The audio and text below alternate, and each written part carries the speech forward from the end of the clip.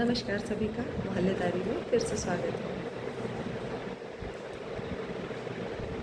हम सबको अपने अपने बचपन की, स्पेशली हम मिलेनियल्स, जिन्हें हम लोग जिन्हें आज की जेन जी जनरेशन मिलेनियल्स कहती है, हम सभी को अपने अपने बचपन की वो बातें तो याद होंगी जब हम बहुत सुरक्षित हुआ करते थे, चाहे तब लड़के हों या लड़कियाँ।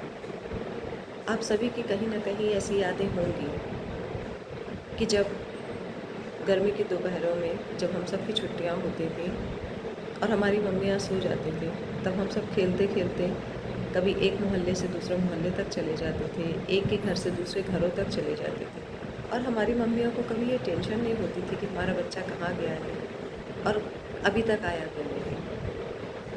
और वहीं आज क्या हालात हो चुके हैं। हमारा बच्चा अगर एक पल को हमारी आंखों से दूर हो जाए तो दिल अनजाने ही कांप उठता है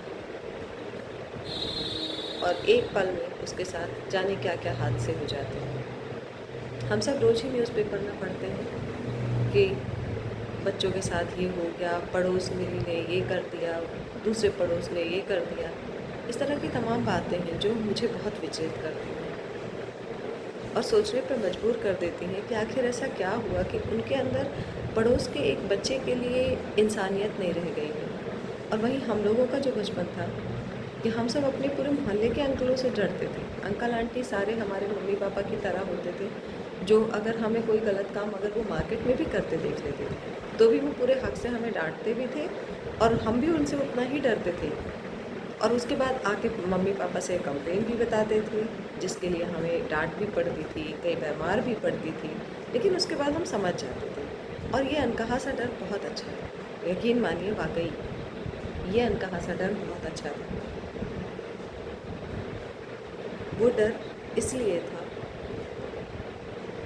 क्योंकि उस डर ने हम सबको एक मजबूत बंधन में बांध रखा था। हम सब न्यूक्लियर फैमिली में होते हुए भी कभी लगा ही नहीं कि हम अपने अपने गांव देश से बाहर दूसरे देश में रह रहे हैं जहाँ कोई हमें जानने वाला नहीं। वो सारा मोहल्ला एक परिवार की तरह होता था।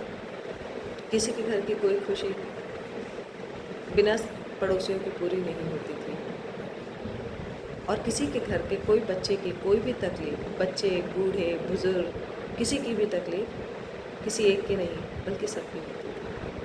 किसी के घर में कोई बुज़ुर्ग अगर अकेला रहने वाला है, बड़ों को कहीं जाना है, तो अड़ोस पड़ोस के घरों से कोई बच्चा या कोई लेडी या कोई बड़ा आके उनके सपोर्ट के लिए रुकता था रात को और इस तरह से सब काम ईज़िली हो जाते थे।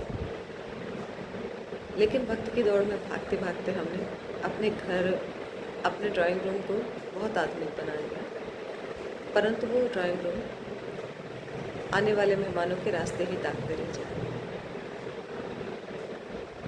आज सोच कर देखिए, आखिरी बार आपके रिश्तेदारी के अलावा आपके घर में, आपके ड्राइंग रूम में, आपके महंगे सोफे पर बैठने आखिर कौन आया।